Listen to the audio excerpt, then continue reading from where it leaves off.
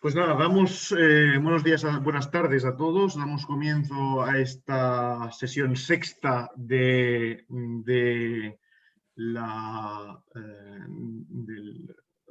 Hub español, de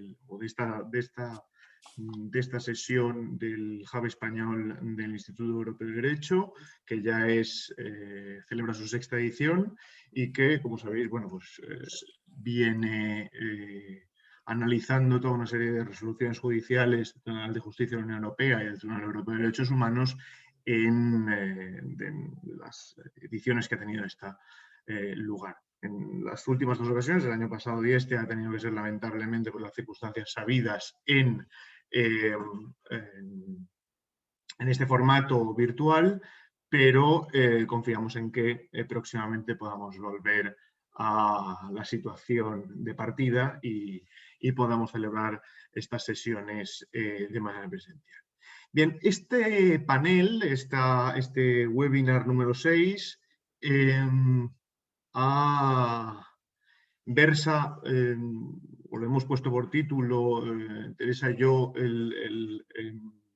de derecho antitrust y derecho de sociedades, y decimos, bueno, la relación que tiene una cosa y la otra, ¿cuál es? Y el fundamento es esencialmente que teníamos todas las presentaciones, o todas las comunicaciones presentadas en materia de derecho mercantil, y había que hacer una cierta división. Y bueno, consideramos que una posibilidad era entender o considerar conjuntamente todas las que tenían un vínculo fuerte con el derecho originario, con el derecho primario, y por tanto trataban cuestiones de tratado, que en el caso del societario, pues, estaban relacionadas, ¿no?, con la libertad de establecimiento, los artículos 49 y 54 del Tratado de Funcionamiento de la Unión Europea, y en el caso de las cuestiones de derecho antitrust, versan sobre elementos de alguna manera ligados con los preceptos, los artículos 101 y siguientes del Tratado de Funcionamiento.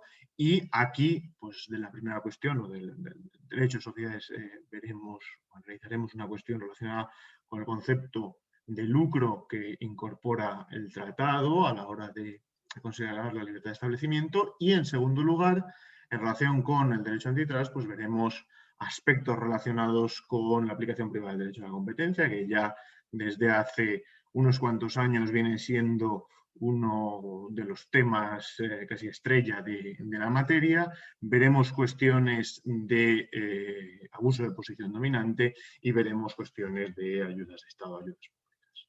Bien, pues sin más dilación vamos a dar comienzo a esta primera ponencia, como decía, de Derecho de Sociedades, y para ello contamos con Paula del Val, que es profesora ayudante doctor, aquí compañera del Departamento de Derecho Mercantil de la Universidad de Valencia. Ha realizado una importante actividad de investigación en el extranjero, fundamentalmente en Alemania, en la Universidad de Würzburgo y en el Instituto Max Planck de Derecho Privado en Hamburgo. Cuenta o ha realizado una primera monografía en coautoría con el profesor Envid, que recibió el premio de la Academia de Jurisprudencia y Legislación sobre la responsabilidad social corporativa del derecho de sociedades, y con otras dos sobre el administrador, persona jurídica y las relaciones societarias. Y con carácter reciente tenemos además aquí algunos representantes de la Universidad de Málaga. Como puedo ver, fue galardonado con el premio Antonio Pérez de la Cruz, que otorgó uno de los foros relevantes del derecho de sociedad, como es el Congreso Anual de Málaga. Bien, pues sin más dilación, Paula del Val hablará sobre el caso Finanzamt Kaufbeuren mit Außenstelle Füssen contra Golfclub Schloss Igling, que pese a ser un caso en materia tributaria, tiene vínculos o relaciones importantes que explican la idea del lucro en el derecho de sociedades y sobre todo a efectos del derecho primario de la Unión Europea. Bien, pues doy la palabra, Paula, cuando quieras. Buenas tardes a todos y gracias, Miguel. Me resulta muy grato compartir la mesa con tan apreciados colegas. Quiero, sin embargo, disculparme de antemano por no poder permanecer conectada durante toda la sesión. Confío en que mi ausencia no sea muy reseñable, teniendo en cuenta que gira en torno al derecho de sociedades y el del resto se desarrolla en un panel dedicado exclusivamente al derecho de la competencia. Bien, voy a utilizar el tiempo del que dispongo para presentar algunos resultados provisionales de una cuestión que efectivamente creo que puede enunciarse en el sentido de si la finalidad lucrativa constituye un concepto autónomo de derecho de la Unión y, en su caso, qué acepción debe prevalecer y qué implicaciones tiene esta toma de postura para el derecho de la Unión Europea. Lo cierto es que la cuestión ha sido objeto de un tratamiento algo fragmentario desde el punto de vista del derecho de las organizaciones empresariales de la Unión Europea, si se me permite esa expresión, por lo que voy a tratar de centrar la cuestión para desarrollarla muy levemente hasta llegar ya al final al pronunciamiento que sirve de pretexto a esta contribución. Bien, como tal vez sepáis, la finalidad lucrativa constituye uno de los presupuestos del ámbito personal de aplicación de la libertad de establecimiento reconocida en el artículo 49 del Tratado de Funcionamiento de la Unión y, en concreto, el artículo 54, en su apartado segundo, extiende la libertad de establecimiento equiparándolas a las personas naturales a aquellas sociedades y personas jurídicas digamos, establecidas en la Unión, que con independencia de si se adscriben al derecho privado o al público, son de derecho civil o mercantil, incluidas las cooperativas, siempre que persigan una finalidad lucrativa, o en el sentido del tratado, que lo expresa de forma negativa, con exclusión de aquellas que no persigan una finalidad lucrativa. Bien, lo cierto es que la doctrina europea ha realizado notables esfuerzos por delimitar los presupuestos objetivos de la libertad de establecimiento, pero ha desdeñado la vertiente subjetiva y con ello el alcance del requisito de la finalidad lucrativa. Creo además que el desarrollo ha sido algo parcial y asimétrico. Parcial, seguramente, al menos a mi modo de ver, porque las aproximaciones hermenéuticas han venido muy marcadas por el modelo normativo de origen y eso a su vez ha favorecido esa asimetría en la comprensión. Creo que esto se explica en particular por dos factores, uno seguramente de orden lingüístico y otro, aunque íntimamente vinculado, de perfil normativo. El lingüístico es el habitual al que nos enfrentamos en el derecho de la Unión y en este caso es que, al menos a mi modo de ver, la traducción del concepto de finalidad lucrativa en las versiones en lenguas latinas del tratado, pongamos el francés, el italiano y el español, es ligeramente distinta de la expresión acogida por la versión alemana. En los primeros modelos se habla de finalidad lucrativa en todas esas lenguas y, en cambio, la expresión alemana contiene un matiz, se emplea la expresión Erwerbszweck, que seguramente sería traducible más exactamente por finalidad económica o finalidad empresarial. Y de ese modo integra un matiz que no se desprende automáticamente de la noción de finalidad lucrativa de las lenguas latinas. Junto a ello habría un segundo factor, seguramente muy vinculado, como digo, de orden normativo, y que se refiere al papel que juega el lucro en cada uno de los derechos domésticos. Así, seguramente sabéis que en los modelos de orientación latina, la finalidad lucrativa ha sido tradicionalmente un elemento constitutivo del contrato de sociedad, identificado con su causa, así ocurre o ha ocurrido tradicionalmente en España, pero también en Italia o en Francia, y en cambio en los modelos de alineación germánica, y en particular en Alemania, la finalidad lucrativa no constituye un elemento estructural del contrato de sociedad, tan solo es una finalidad supletoria en algunas formas asociativas, en particular en las sociedades de capital. De este modo, el contrato de sociedades, de la perspectiva alemana, se puede perfeccionar con cualquier fin lícito, sea ideal o económico. Esta divergencia, primero lingüística y luego normativa, a mi modo de ver, propicia una divergencia en la comprensión del artículo 54.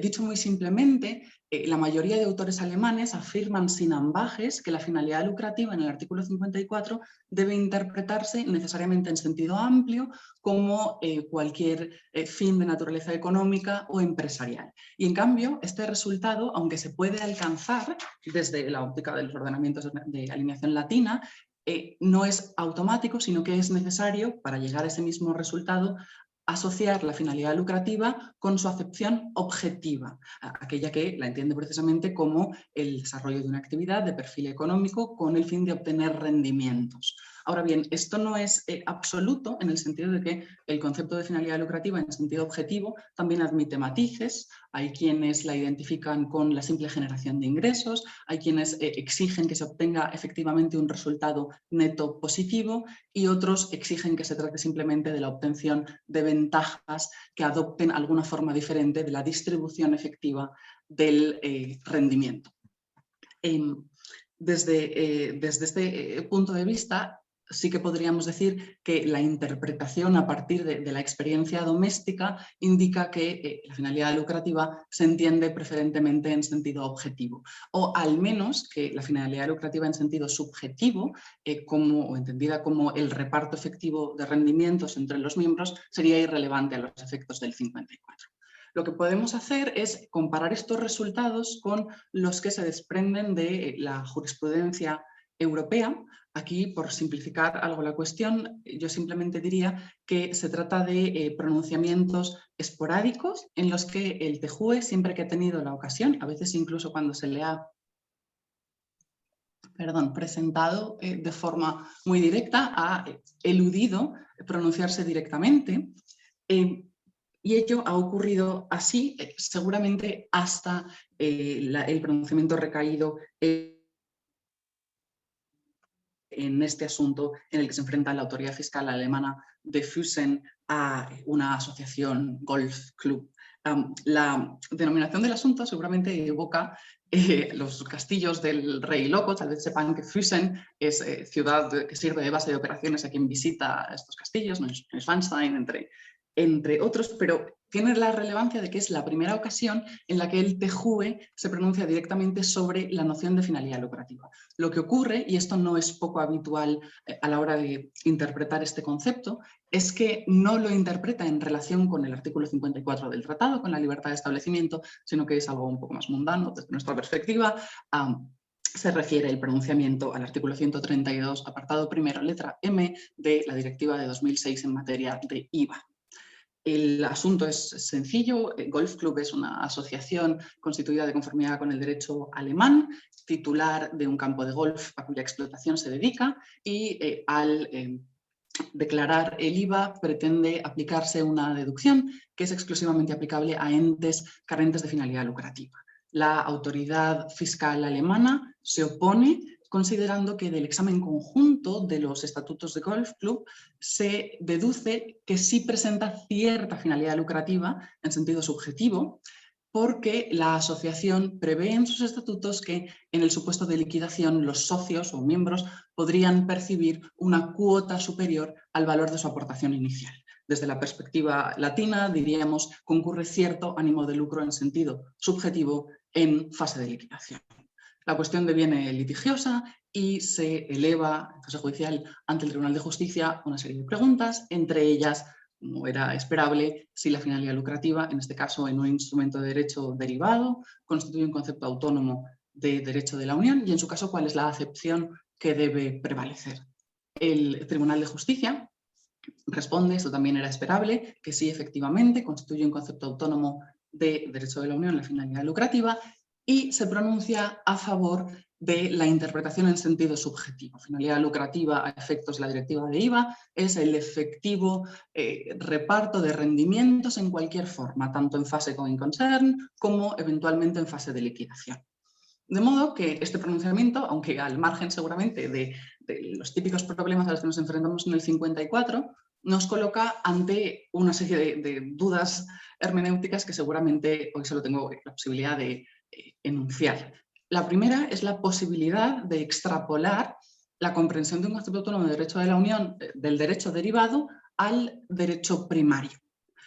La segunda, seguramente si la acogemos sobre la base de cierta coherencia sistemática en el tratamiento del derecho primario y secundario, es que si tratamos de extrapolar esa comprensión, digamos, restrictiva de las normas de derecho derivado, encontramos con que se restringe naturalmente el ámbito personal de aplicación de la libertad de establecimiento. Es decir, hay una serie de entes que operan a escala transfronteriza, realizando actividades económicas, pero que por su propia naturaleza tienen prohibido la distribución de útiles. Me refiero, por ejemplo, a todas las entidades de base patrimonial, en particular a las fundaciones que desarrollen actividad económica. Pensemos simplemente en las fundaciones empresa. Estas, si extrapolamos la acepción subjetiva del artículo 54, quedan automáticamente excluidas del ámbito personal de aplicación de la libertad de establecimiento. Seguramente la consecuencia no es extraordinariamente grave porque existen de hecho algunas líneas de política jurídica ideadas precisamente para hacer frente a esa eventualidad. Pero en tercer lugar, y con esto sí que voy a terminar, nos coloca ante una última reflexión, y es que no es oro todo lo que reluce. Quiero decir con ello, incluso si logramos adoptar un posicionamiento diferente para el derecho primario del que ha prevalecido en Golf Club, lo cierto es que la acepción objetiva también es ligeramente problemática porque plantea, al menos a mi modo de ver, cierta reiteración, cierto solapamiento con un requisito que ya se encuentra en el ámbito objetivo de aplicación de la libertad de establecimiento. Y es que el ejercicio de una actividad económica es presupuesto de aplicación de las 4 libertades, muy especialmente de la libertad de establecimiento en la que se ha discutido intensamente. Bien, confío en haber podido al menos presentar la envergadura de lo que para mí es ahora un problema en el derecho primario y tal vez secundario de la Unión. Quedo entonces a disposición de la mesa, encantada de escuchar al siguiente ponente y le devuelvo la palabra al moderador. Bien, pues muchas gracias, Paula. Si os parece, vamos a seguir con la mesa, cambiamos ahora de tercio y pasamos a las diferentes intervenciones en materia de derecho antitrust. Y seguidamente me toca presentar a Patricia Benavides, que es compañera de la Universidad de Málaga, es profesora titular allí, es doctora en Derecho y en Ciencias Económicas, lo cual tiene un valor añadido, por supuesto, a los efectos del análisis del derecho de la competencia, y es autora de un importante número de trabajos en materia de sociedades, contratos, competencia, transporte y turismo, y además de su actividad académica, compagina esta labor con el ejercicio como off-counsel en el despacho GVA Gómez Villares y Atencia. Hoy nos hablará del asunto Group Canal Plus, que es un asunto que tiene relaciones con la aplicación por parte de los órganos judiciales de los artículos 101 y 102 del TFUE, pero sobre todo se relaciona, o estas cuestiones se relacionan con las decisiones que la Comisión Europea puede adoptar en materia de compromisos en aplicación del artículo 9 del Reglamento 1/2003. Pues cuando quieras, Patricia, tienes la palabra. Buenas tardes, muchas gracias, Miguel. Es un placer encontrarme con todos vosotros. Sé que algunos os veré presencialmente en breve con motivo de la celebración de la 6ª jornada de la Red Académica de Defensa de la Competencia, que se celebrarán en Málaga los próximos días 25, 27 y 28 de mayo, y cuyo presidente, Antonio Robles, pues, nos acompaña también esta tarde. Perdonad por la publicidad, pero creo que en una mesa de casi completa, excepto la ponencia de Paula dedicada al derecho antitrust, no podía reprimir y contaros que nos vamos a reunir, y por supuesto, con el permiso de Antonio, invitaros a todos los que estéis interesados a participar en ella, bien en modalidad presencial o virtual.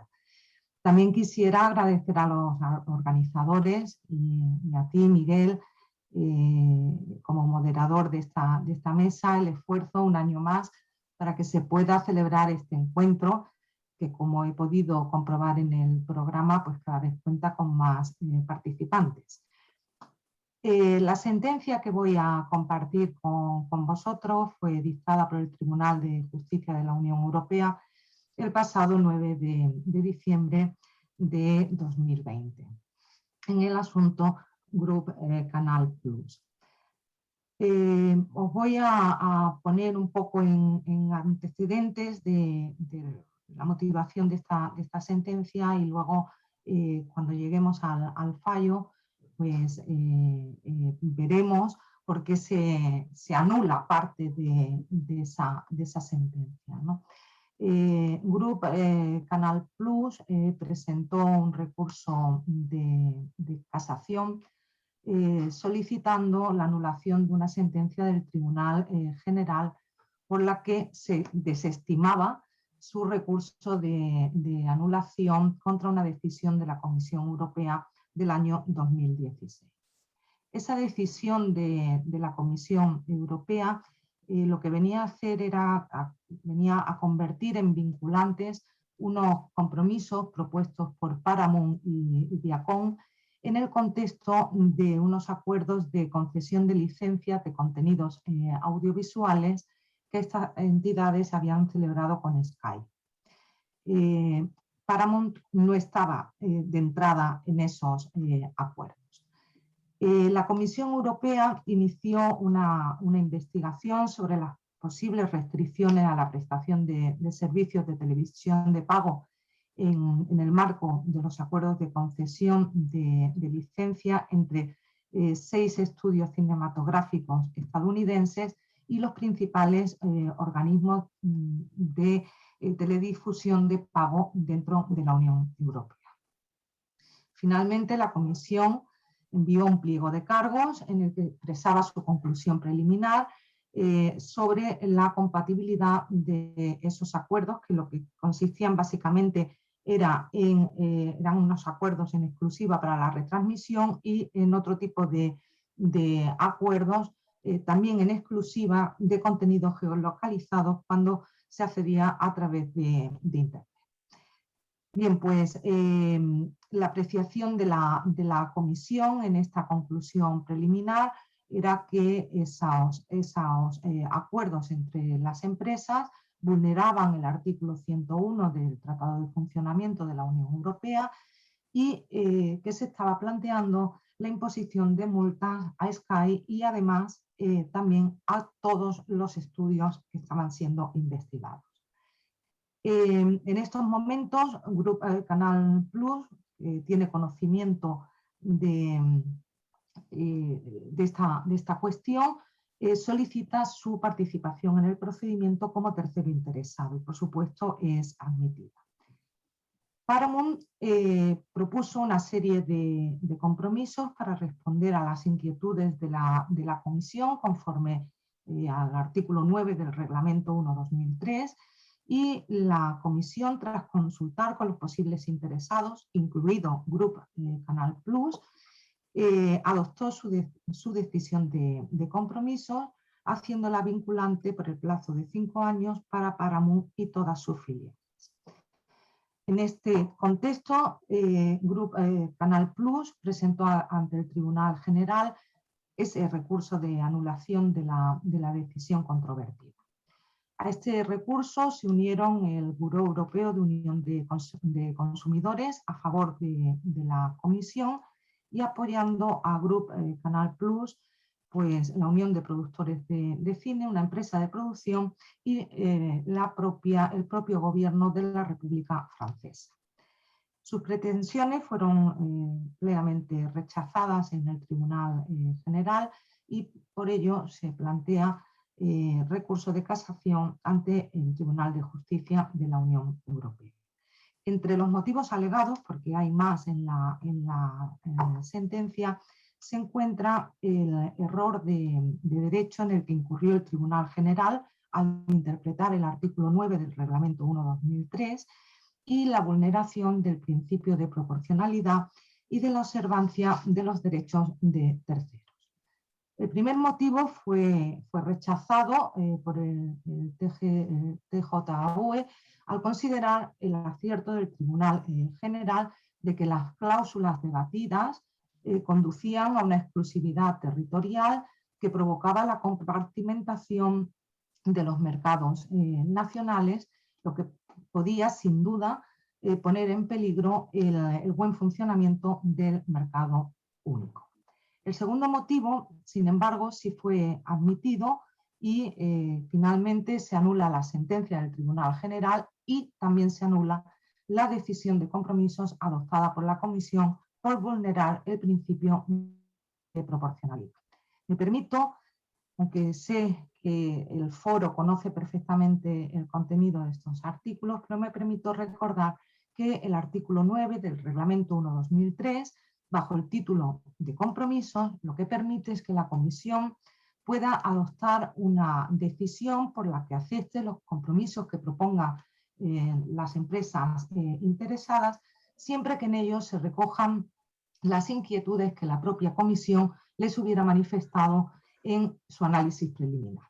Con la adopción de estas decisiones, la Comisión admite el compromiso manifestado por la empresa sin pronunciarse acerca de si se ha producido una conducta contraria a la competencia y sin imponer ningún tipo de sanción.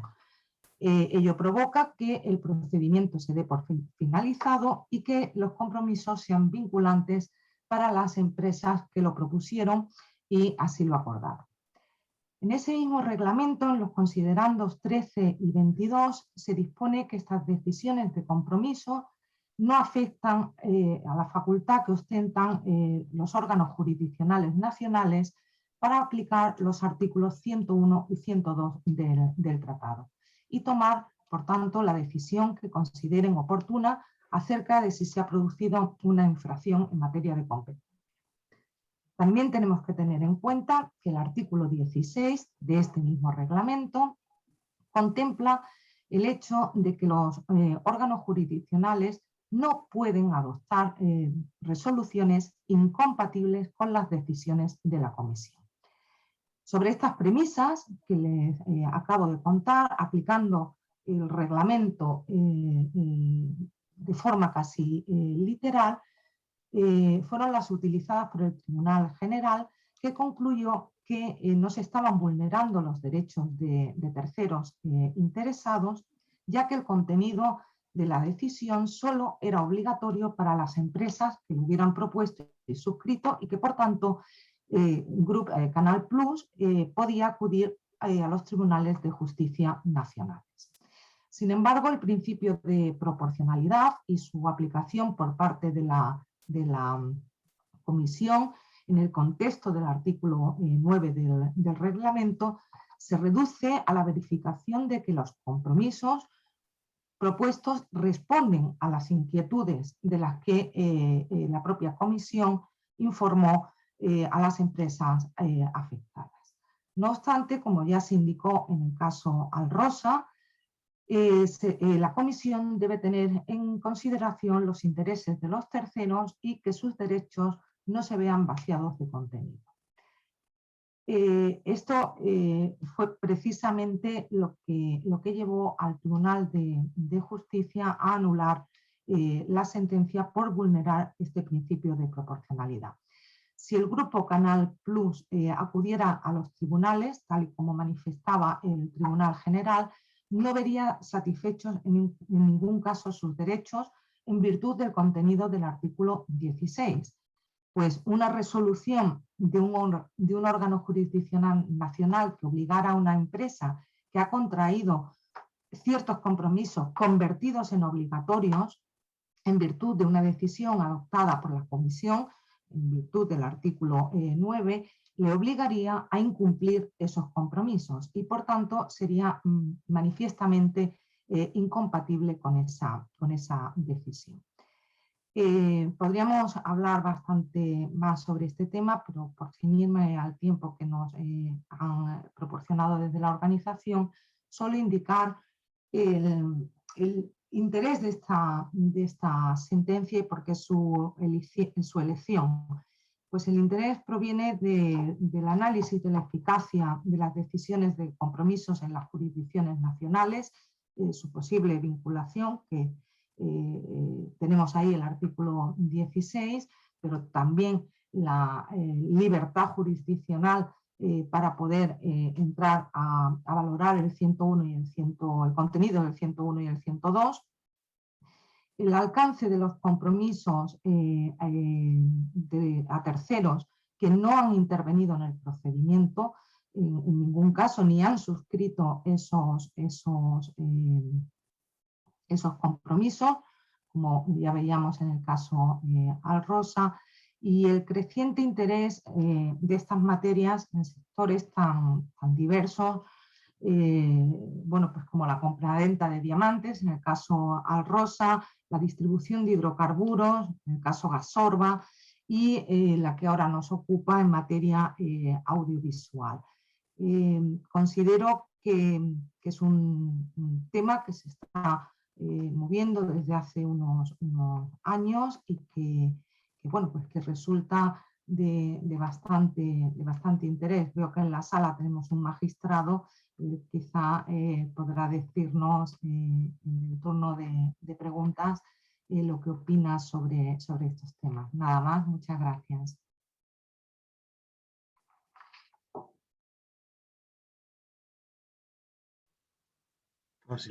Pues muchas gracias, Patricia, por la interesante intervención. Y con esto vamos a pasar a la siguiente, que corre a cargo de Charlotte Leskinen. Charlotte Leskinen es doctora en Derecho por la Universidad Complutense de Madrid y profesora del IE, donde se dedica a enseñar Derecho en la Unión Europea y además en particular está especializada en aplicación privada del derecho de la competencia. Antes de incorporarse al IE, trabajó como inspectora senior en la Autoridad Finlandesa de Defensa de la Competencia e hizo prácticas en la DG de Competencia de la Comisión Europea. Hoy nos viene a hablar sobre una cuestión relacionada con la competencia jurisdiccional internacional en supuestos de consecuencias delictuales de ilícitos antitrust. Y, como ya vemos en pantalla, tratará el caso Vikinghoff contra Booking. Sin más preámbulo, tienes la palabra, Charlotte. Buenas tardes a todos. Muchas gracias, Miguel. Para mí también es un enorme placer compartir esta mesa con todos vosotros. Sin extenderme más sobre el título de mi presentación, ya que lo ha mencionado ya Miguel, me limito a repetir que se trata de hecho de la sentencia Vikingarhof contra Booking.com, que es interesante porque tiene que ver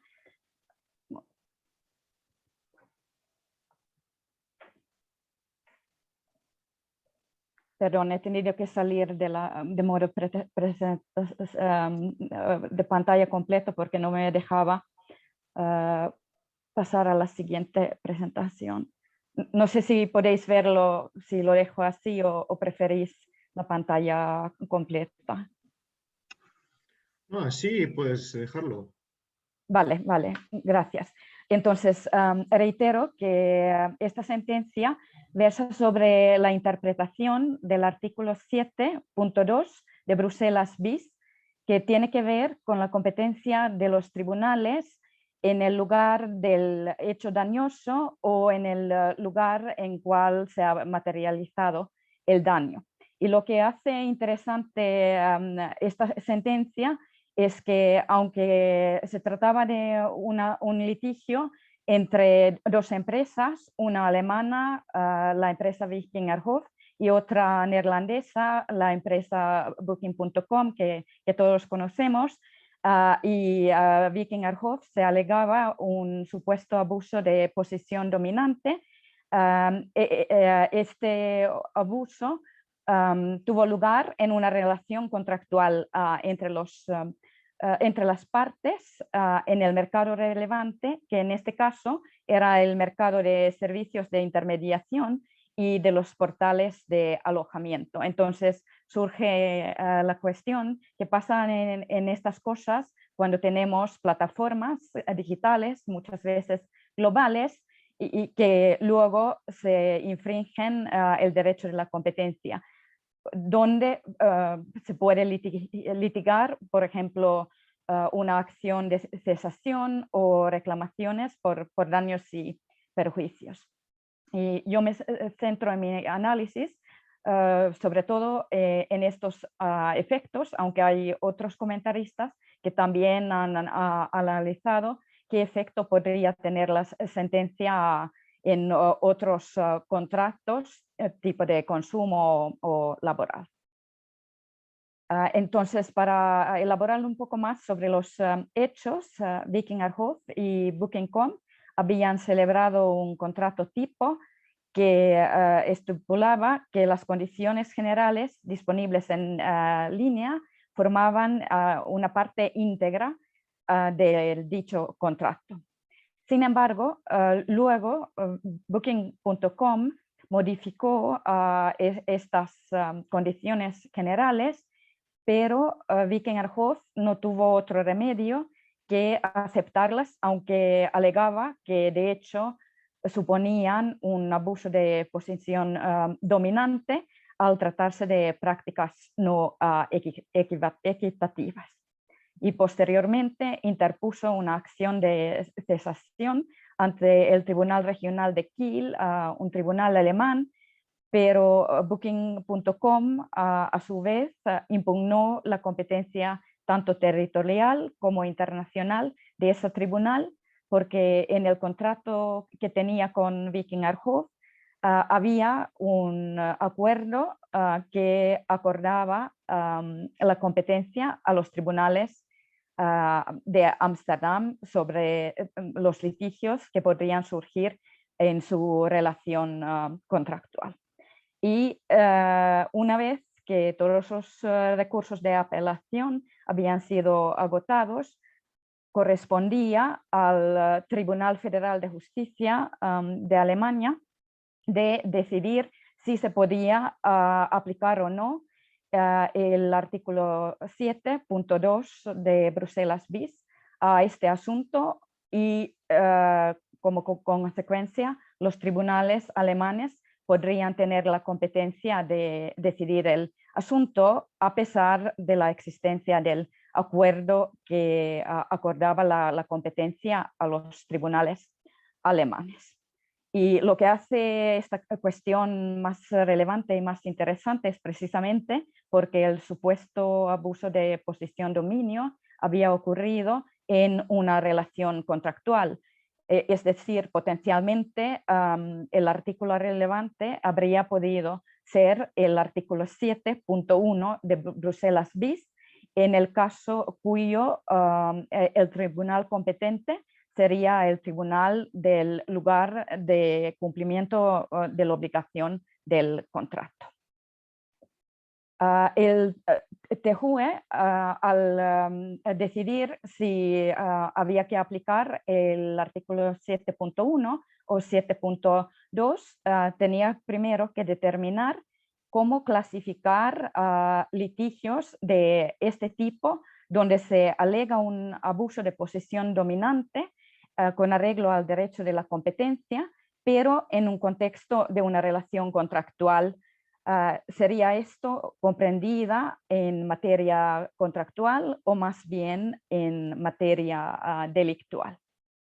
Pues bien, el tribunal se fijó en el hecho que para estar comprendida en la materia contractual solo podría darse el caso en el caso que parece indispensable para determinar el carácter ilícito o lícito del comportamiento del demandado. Es decir, si el contrato no es necesario para determinar si el demandado ha abusado una posición de dominio, no podría estar comprendida en materia contractual, sino estaría comprendida en materia delictual.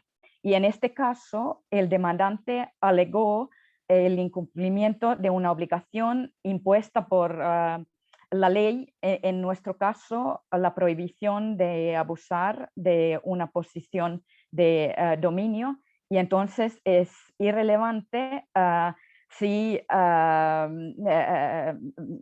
materia es ilícito a virtud del contrato o no, porque el demandado tendría la obligación de cumplir con las normas de derecho de la competencia, independientemente de si existía un contrato entre Booking.com y Vikingarhof. Y entonces, al tratarse de un supuesto abuso de una posición dominante en el mercado relevante, habría que clasificar la acción como una materia delictual y no contractual.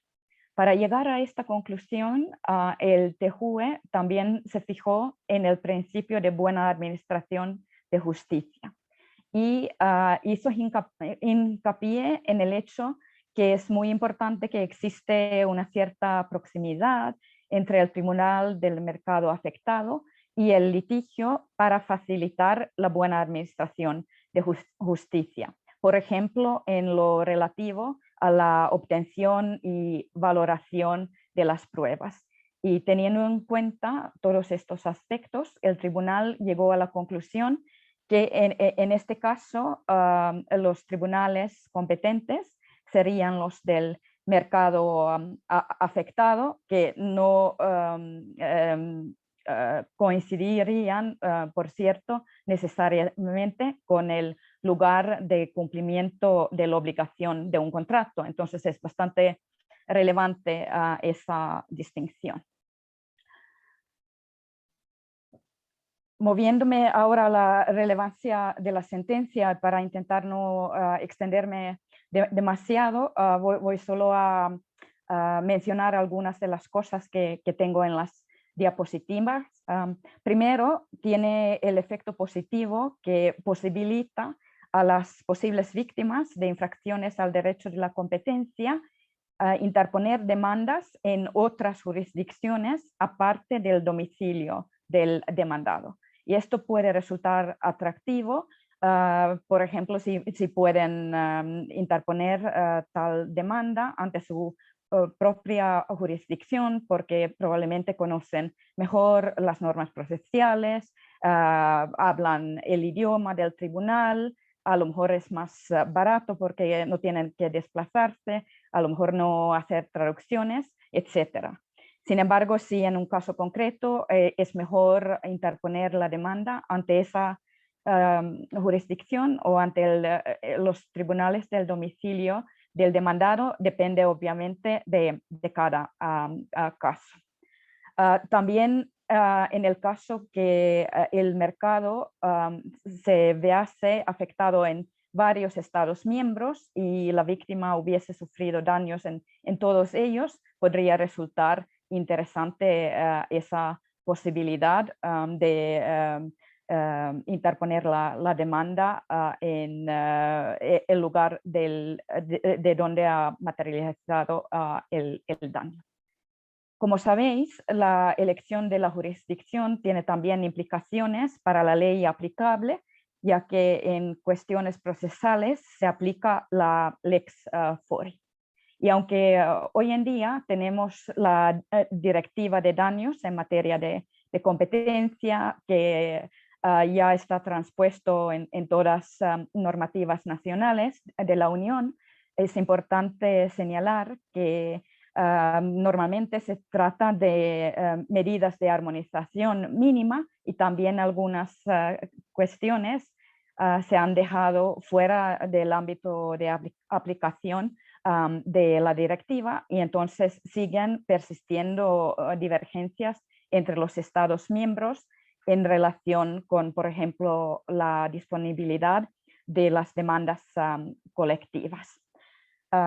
Como ya dijo el propio tribunal, la aplicación de ese artículo también facilita la buena administración de la justicia y puedo añadir que también obviamente mejora el derecho fundamental a la tutela judicial efectiva garantizado tanto en el artículo 19 del Tratado sobre la Unión Europea y la Carta sobre Derechos Fundamentales de la Unión.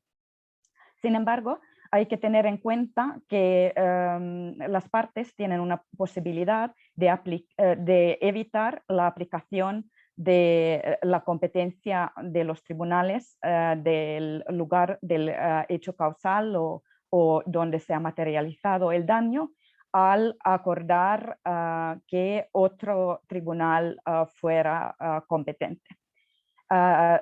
Y en estos casos las reclamaciones solo se podrían hacer obviamente ante el tribunal asignado, pero esto normalmente solo tiene o suele tener relevancia en los asuntos de infracciones del artículo 102, pero no necesariamente en un cártel, como allí hay más limitaciones sobre la validez de este tipo de acuerdos.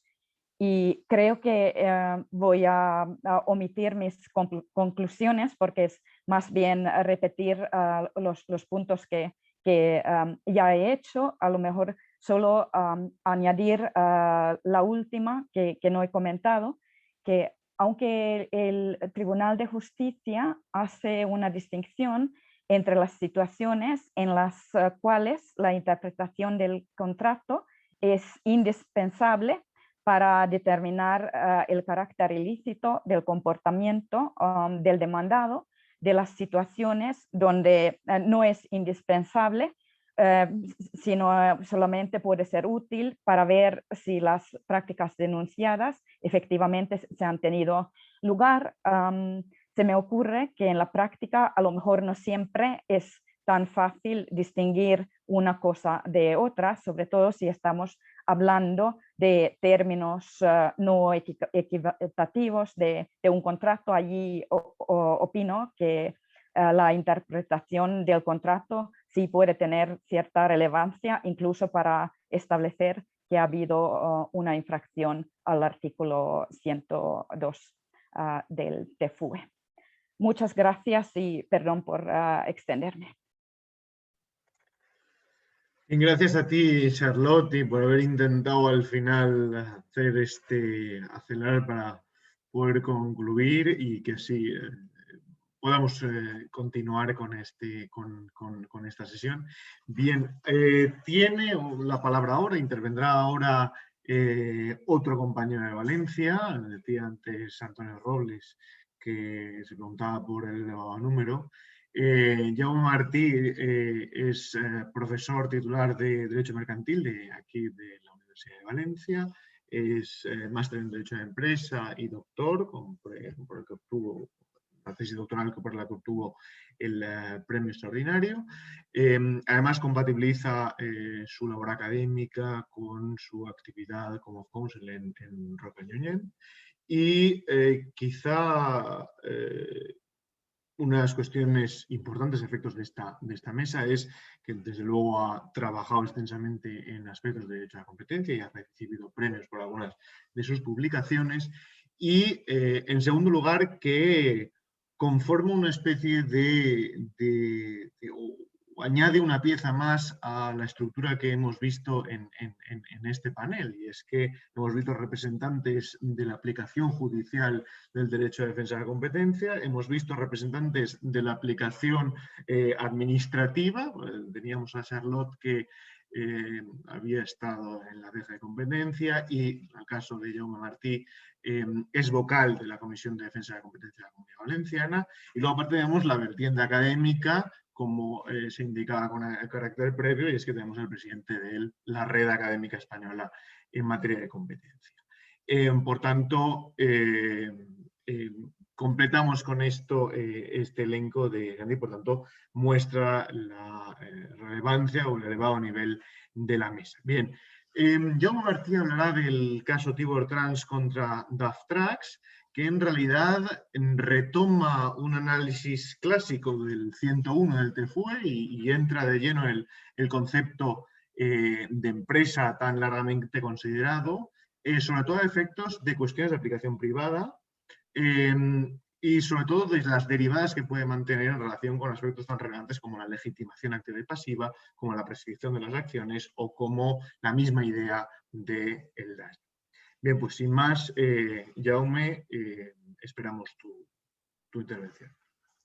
Perfecto. ¿Me escucháis? Te escuchamos. Miguel, ¿me escucháis? ¿Sí? Sí, te escuchamos. Sí. Perfecto, gracias. Bien, pues en primer lugar agradecer a la organización que haya contado conmigo para estar aquí hoy con ustedes, para hablarles, como ya les ha dicho, sobre competencia, daños y legitimación del distribuidor a propósito de la sentencia del TJUE de 29 de julio de 2019 en el caso. Es para mí un placer compartir mesa redonda y ver además entre el público a buenos amigos y amigas, muchos de los cuales pues espero poder ver en Málaga, como ha recordado la profesora Benavides. Y por supuesto agradecer a mi compañero y amigo Miguel Jimeno su amable presentación. La sentencia que origina esta breve ponencia, prometo no extenderme más de 8 minutos, se enmarca en uno de los procedimientos judiciales más relevantes en los últimos años en Europa, el conocido cártel de los camiones. El 19 de julio de 2016, la Comisión Europea adoptó su decisión, de la cual se publicó un resumen en el Diario Oficial de 6 de abril de 2017, y a partir de ahí se han iniciado miles de procedimientos a nivel nacional para reclamar daños y perjuicios derivados del cártel. La finalidad de la ponencia es analizar una de las múltiples cuestiones que este asunto está generando y que, como ya he dicho también el profesor Jimeno en la presentación, es si la legitimación de los distribuidores nacionales o concesionarios que vendieron los camiones cartelizados a transportistas. En efecto, en derecho interno se está discutiendo si la legitimación de estos distribuidores es activa o pasiva, lo cual incide, entre otras cuestiones, en la correcta o no paralización de la prescripción de acciones. Y en estos momentos hay una absoluta confusión en la jurisprudencia de instancia y de audiencias por las particularidades del concepto de empresa propio y específico del derecho a la competencia. Sobre ello prometo no decir demasiado, porque seguro que se lo expondrá mucho mejor que yo tanto el profesor Robles como la profesora Tudor. Pero no me resisto a indicar, por ser la primera ponencia sobre aplicación privada en el día de hoy, que como sostuve en algún trabajo anterior, pues el derecho europeo de la competencia y el nacional probablemente están viviendo su momento más trascendente desde su constitución. 2018 fue el año de la eclosión de las acciones de daños y perjuicios por infracción del derecho a la competencia. 2019 y 2020 han sido los años del principio de su configuración jurisprudencial y en un futuro no muy lejano se antoja que el derecho de la competencia dejará de ser un derecho de sanciones para convertirse en un derecho de daños, como ya ocurre en otros sistemas jurídicos. De ahí la oportunidad y relevancia de esta materia. Como se podrá comprobar en las diferentes conferencias de hoy o ponencias de hoy, estamos ante un derecho especial en el que todo se está creando y discutiendo en los tribunales, tanto nacionales como ante el propio Tribunal de Justicia, rasgando en muchas ocasiones las vestiduras del derecho de daños clásico y de corte nacional. Dicha tensión se debe a que la función del derecho de daños y su naturaleza en el ámbito del derecho de la competencia es propia. Aquí no se trata de resarcir solo, sino también, en plano de igualdad, de disuadir y de proteger al beneficiario de los programas de clemencia. Ello incide indudablemente en su configuración legal y jurisprudencial y lo aleja de los planteamientos tradicionales de las instituciones clásicas del derecho de daños, obligando a adentrarse en la búsqueda y conocimiento de su significado como categorías propias del derecho de la competencia. Solo les diré en estos momentos que piensen ustedes que mientras que el derecho de daños se configura desde la perspectiva del perjudicado, el derecho de daños tradicional, en cambio el derecho de la competencia se configura siempre desde la perspectiva del infractor.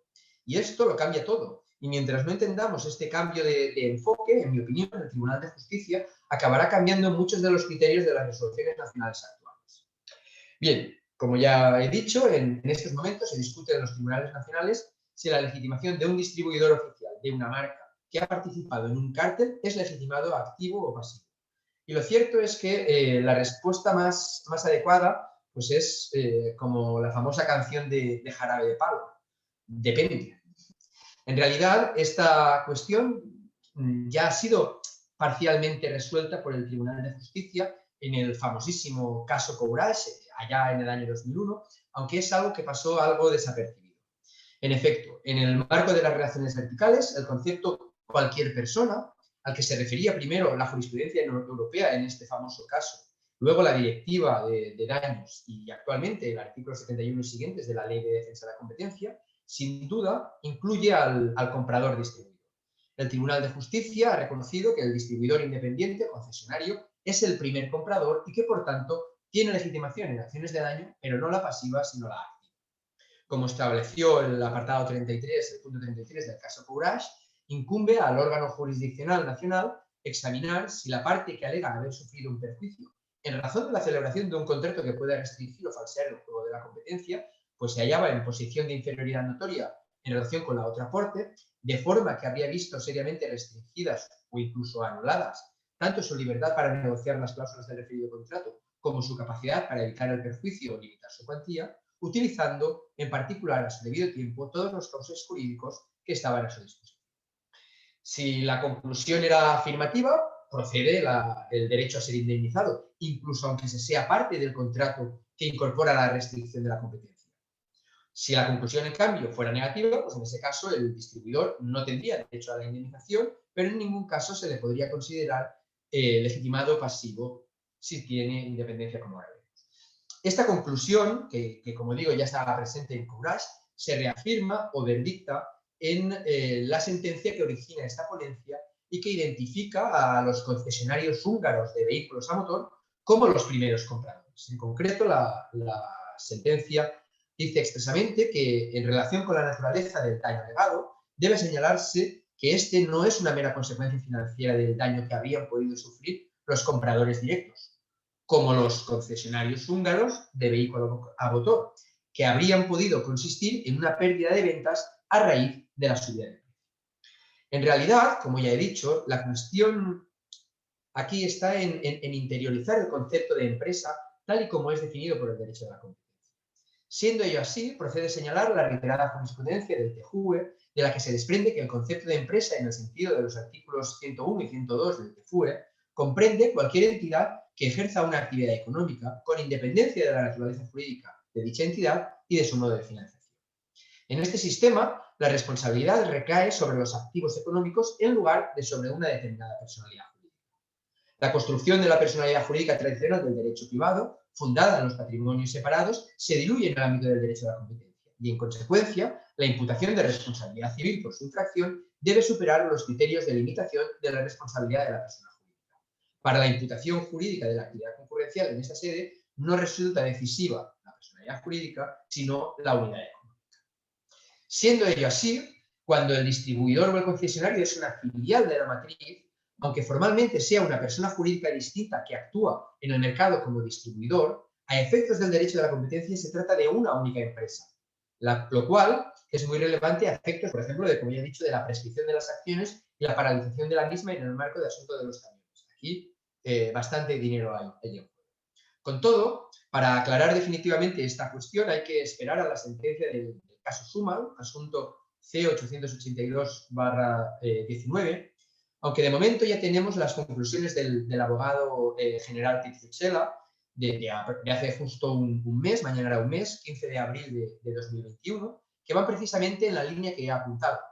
Línea que, por lo demás, no sé si puedo decir que es la mayoritaria en nuestra doctrina nacional, pero que yo llevo tiempo defendiendo en mis escritos. A mi juicio, el caso Skanska de 2019, del que les hablará el profesor Robles, unido al caso Biogaran de diciembre de 2018, cierra este debate. Concluyo. Si estamos ante un supuesto de distribuidor filial matriz, el concesionario, por aplicación del concepto de empresa, sería responsable civil de la infracción, aun cuando dicha filial no aparezca formalmente declarada infractora por la resolución administrativa. Por tanto, en ese caso, sería legitimado pasivo en materia de acciones de daños. Pero en cambio, si estamos en un contexto de distribuidor independiente, esto es, aquel en el que el concesionario no es una filial empresa única, entonces, como indica el caso Tibor y ya apuntaba el caso Courage, el distribuidor es siempre el primer comprador, el comprador directo. Y por tanto, aunque por la operativa de los contratos de distribución, que adquieren los bienes del fabricante a un precio y los revenden a otro más elevado, y en la diferencia entre el precio de compra y el precio de venta tienen su rentabilidad, pues ello impide que, como regla general, pues pueda sufrir daño emergente en el supuesto de un cártel de precios porque el precio cartelizado lo va a repercutir todo el sobrecostes aguas abajo. En cambio, y esto es lo importante, si se analiza desde la perspectiva del lucro cesante, se observa perfectamente cómo ese mismo distribuidor que no ha sufrido daño emergente sí puede ser perjudicado y, por tanto, tiene legitimación activa para ejercitar la correspondiente acción de daños y perjuicios contra los infractores. Muchas gracias por su atención y quedo a su disposición si luego hay alguna pregunta. Pues muchas gracias a Jaume Martí por la excelente exposición y bueno, ahora que hemos iniciado la temática de la aplicación privada del ejercicio de acciones de daños por aplicación privada del derecho a la competencia, pasamos ahora a la intervención de Antonio Robles. Antonio Robles es profesor titular de Derecho Mercantil de la Universidad Carlos III de Madrid, donde además dirige el curso de especialización en Derecho a la Defensa de la Competencia, Derecho a la Competencia y además, como se ha indicado un carácter previo, es el presidente de la Red Académica de Competencia en España. Tratará, como se puede ver ahí ya en pantalla, sobre el caso Otis y otros contra el Land de Oberösterreich y en ese contexto pues veremos nuevamente cuestiones relacionadas con el daño que genera un cartel y en particular con cuestiones de quién es el damnificado y quién puede reclamar el daño. Muy bien, pues sin mayor preámbulo doy la palabra a Antonio Robles. Pues muchas gracias, Miguel. Me oís bien, ¿verdad? Sí, se oye. Sí, te oímos. Vale, gracias. Muy bien. Pues gracias, Miguel. Te decía, gracias también a la organización por el esfuerzo en montar todo esto y por su invitación para participar en esta mesa con todos vosotros, que para mí es un placer. Espero, como decía antes Patricia y también Jaume, veros al menos a unos cuantos de vosotros dentro de unos días en Málaga, a donde por supuesto estáis todos invitados. Voy a hablar de esta sentencia que en realidad no es más que un tema antitrust, lo que trata es un tema sobre responsabilidad civil, pero que me parece que presenta algunos aspectos muy interesantes en la línea del asunto CONE, que ya conocéis la mayoría. En el año 2007 la Comisión Europea impuso a los principales fabricantes de ascensores y escaleras mecánicas multas por un importe total cercano a los 1.000 millones de euros y declaró que estas empresas, Otis, Schindler, Kone y ThyssenKrupp, habían participado al menos desde los años 80 en distintos cárteles en Alemania, en Bélgica, en los Países Bajos y en Luxemburgo. De esta manera, durante todos estos años se incrementó el precio que pagaron por los ascensores y las escaleras mecánicas, tanto los clientes o los compradores directos, es decir, los clientes de las empresas cartelizadas, como los compradores indirectos, los clientes de los clientes, por entendernos. En el litigio principal que dio origen a la cuestión prejudicial resuelta mediante la sentencia que comentamos en esta presentación, el demandante, que era el Land de Alta Austria, no era comprador directo ni indirecto. Sin embargo, alegaba haberse visto perjudicado por el cártel en la medida en que había concedido a determinados clientes de los fabricantes de ascensores préstamos bonificados a bajo interés para la construcción de viviendas sociales. Como consecuencia de la infracción, por lo tanto, los ascensores instalados en los edificios subvencionados pues, tuvieron un precio considerablemente superior al que habrían tenido si se hubieran formado en libre competencia. Y por lo tanto reclamaba la diferencia entre los intereses percibidos por la cantidad prestada y los que habría percibido si la parte que no habría subvencionado sin el cártel la hubiera invertido en bonos federales. El órgano jurisdiccional remitente, el Tribunal Superior Austriaco, no dudaba en este caso de la existencia de un daño, ni tampoco de su relación de causalidad con el cártel de los ascensores, pero entendía que se trataba de daños indirectos no indemnizables. De acuerdo con el derecho interno, estos daños no presentaban una relación suficiente con la finalidad protectora de la norma, en este caso el artículo 101 del tratado. Y aunque el daño hubiera sido causado, de hecho, por los cartelistas, no les resultaba objetivamente imputable, es decir, faltaba el requisito de la causalidad jurídica. Puesto que la compatibilidad de esta solución del ordenamiento interno con el derecho de la Unión, con la jurisprudencia del Tribunal de Justicia, resultaba dudosa, planteó la correspondiente cuestión prejudicial. ¿Por qué tenía dudas el tribunal austriaco? Como ha apuntado hace unos minutos Jaume, en el asunto Courage, en el año 2001, ya el Tribunal de Justicia había establecido que las normas sobre competencia del tratado generan a favor de cualquier persona el derecho a ser resarcido por los daños sufridos como consecuencia de la infracción. Y por lo tanto, tal como confirmó unos años después en el asunto Manfredi, cualquier persona está legitimada para solicitar la reparación del daño sufrido cuando exista una relación de causalidad entre dicho daño y el acuerdo o la práctica prohibidos por el artículo 81, el actual artículo 101 del Tratado de Funcionamiento de la Unión Europea. En la reparación, el derecho a la reparación de los daños causados por la infracción de las normas, por lo tanto, es reconocido por el propio derecho de la Unión. Sin embargo, los remedios necesarios para la plena efectividad de este derecho han de ser establecidos en lo no previsto por el legislador comunitario por el derecho interno de los Estados miembros. Y en particular, como dijo el tribunal en las dos sentencias citadas, corresponde al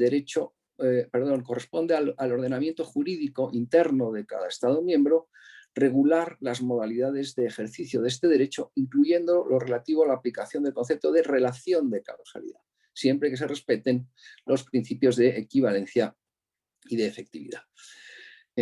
Pues bien, en la mayoría de los ordenamientos nacionales, incluyendo el nuestro y también el austriaco, la prueba de la relación de causalidad exige la concurrencia de una causalidad de hecho y una causalidad jurídica o imputación objetiva. En primer lugar, es necesario que exista una causalidad de hecho, es decir, un nexo causal desde un punto de vista físico o empírico que se determina conforme a la teoría de la equivalencia de las condiciones. El daño ha de ser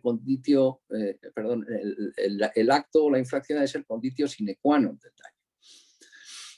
Este criterio ha de ser completado por otro de carácter jurídico para limitar esos excesos de la teoría de la equivalencia de las condiciones, puesto que no todos los antecedentes causales de un determinado resultado tienen la misma trascendencia, tienen la misma relevancia. Sobre ese resultado es necesario determinar cuáles de ellos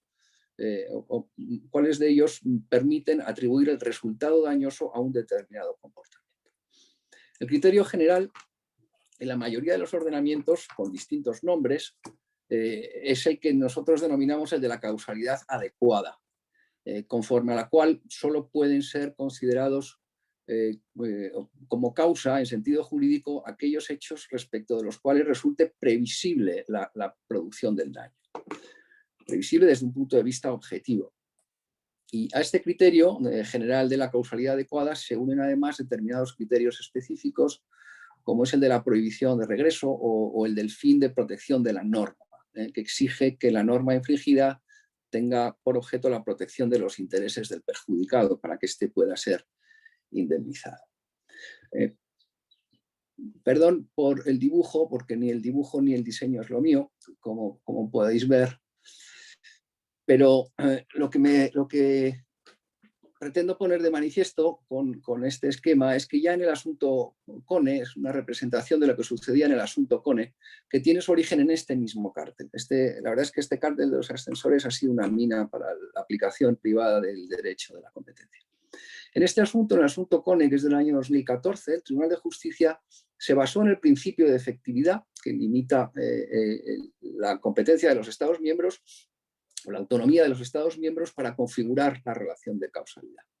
En este caso, aunque operaba en ese mismo mercado de instalación de ascensores, el demandante, comprador, no era un comprador directo ni indirecto de los cartelistas.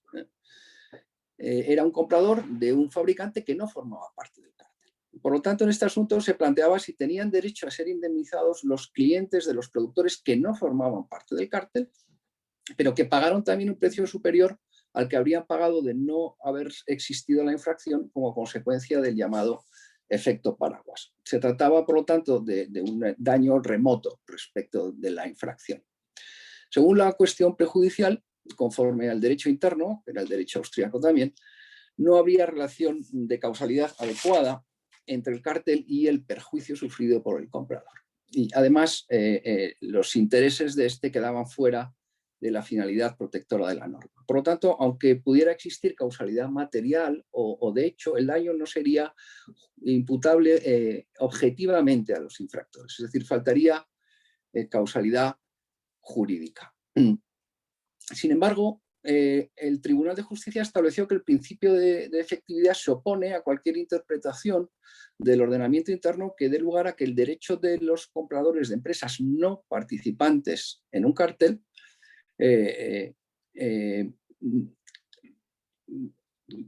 a que el derecho de los compradores no participantes en un cártel a solicitar la reparación de estos daños resulte excluido de manera categórica por motivos jurídicos.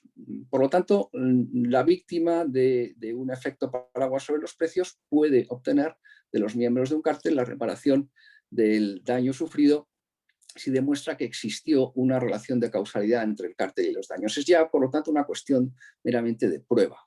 Parece deducirse de la sentencia del tribunal. En el asunto Otis II, el que estamos comentando, el demandante tampoco era comprador directo e indirecto, pero además en este caso ni siquiera operaba en el mercado de instalación de ascensores.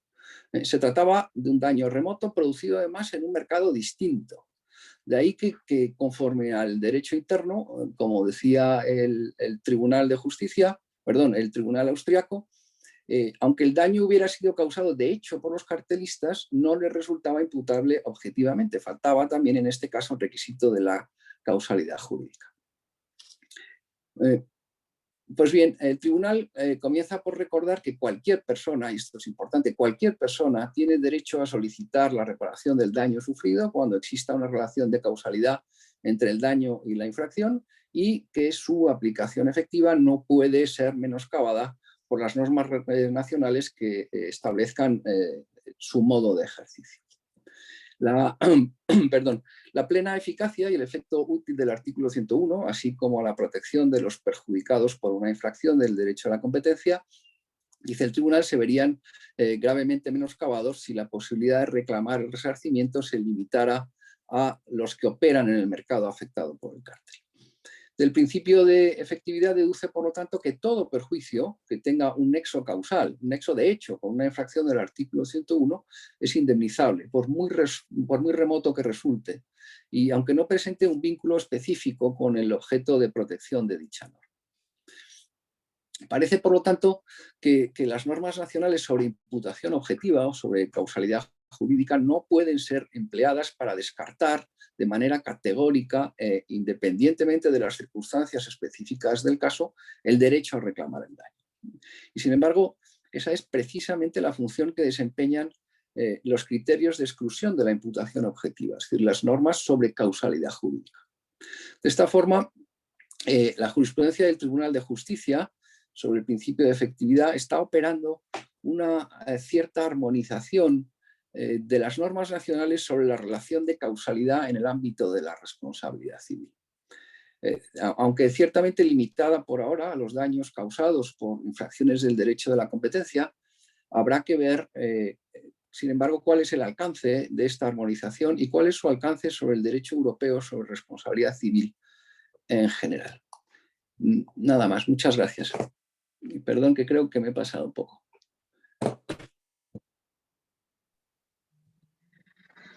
Muchas gracias, Antonio, y no te preocupes en absoluto. Vamos todavía razonablemente bien, aunque nos pasemos un poco de las 7:30, incluso si nos apetece entrar un poco en el debate, yo creo que no hay problema. Ahora, a continuación, intervendrá Pablo Solano Díaz, que hablará sobre el caso Slovak Telecom contra la Comisión Europea, en el que dará cuenta de cuestiones relacionadas con el abuso de posición dominante, sobre el estrechamiento de márgenes, etc. Y sin más preámbulo, por favor, tiene la palabra. Muchas gracias. Bueno, lo primero, muchas gracias por la invitación y por la organización del evento. La verdad es que para un amante del derecho a la competencia como yo, escuchar a los expertos que han hablado hoy es una maravilla. Quizá mi tema está un poco menos relacionado con la faceta mercantil o la faceta civil que la mayor parte de las intervenciones han tenido, pero sí que yo creo que es muy importante desde el punto de vista puramente del derecho de la competencia en su faceta de derecho administrativo, ¿no? Yo, como abogado que ejerció durante mucho tiempo en la práctica privada, abogado de competencia, pero con alguna experiencia también en el Tribunal de Justicia, me gusta siempre analizar este tipo de sentencias para ver sobre todo, bueno, también desde el punto de vista académico, desde luego, pero para ver sobre todo qué implicaciones prácticas va a tener primero la explicación de política de aplicación de las normas de competencia que la motivan y luego qué aplicaciones, qué consecuencias prácticas se derivan de ahí. Esta sentencia es muy importante y yo creo que no es muy importante porque introduzca, voy a intentar proyectar el PowerPoint que he preparado, no particularmente porque introduzca ninguna cuestión novedosa, porque en realidad es algo que ya lleva mucho tiempo debatiéndose, pero es muy importante porque a veces decir lo obvio, que yo creo que es lo que hace el Tribunal de Justicia en este caso, es fundamental, porque si no queda la duda de cómo se pueden interpretar las normas. Entonces, no sé cómo compartir, a ver, un segundo. Vale, creo que ya lo veis, ¿no? Vale, perfecto.